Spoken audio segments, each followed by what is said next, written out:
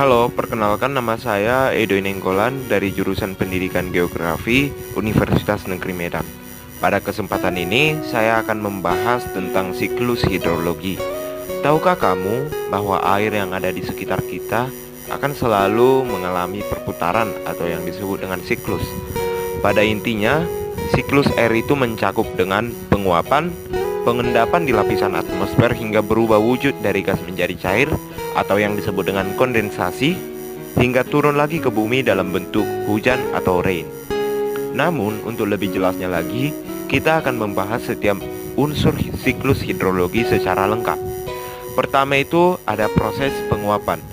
Nah, penguapan ada dua cara, yaitu penguapan yang secara langsung dari air atau yang disebut dengan evaporasi, dan yang melalui tumbuhan atau yang disebut dengan transpirasi.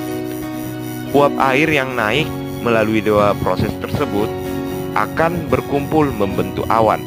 Hal ini disebut dengan kondensasi.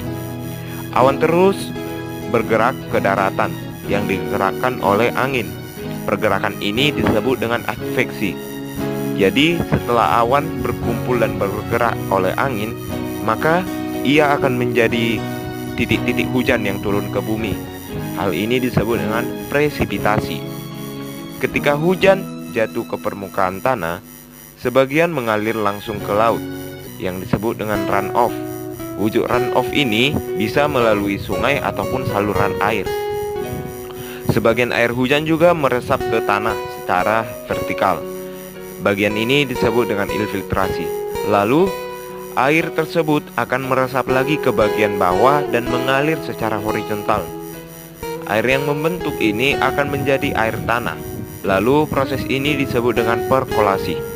Dan pada akhirnya, kedua proses tersebut, baik air hujan yang mengalir secara langsung melalui sungai atau yang disebut dengan runoff, dan melalui air tanah atau yang disebut dengan perkolasi, akan kembali lagi ke laut. Baiklah, itulah yang disebut dengan siklus hidrologi. Kiranya dapat membantu wawasan teman-teman semua. Sekian dan terima kasih.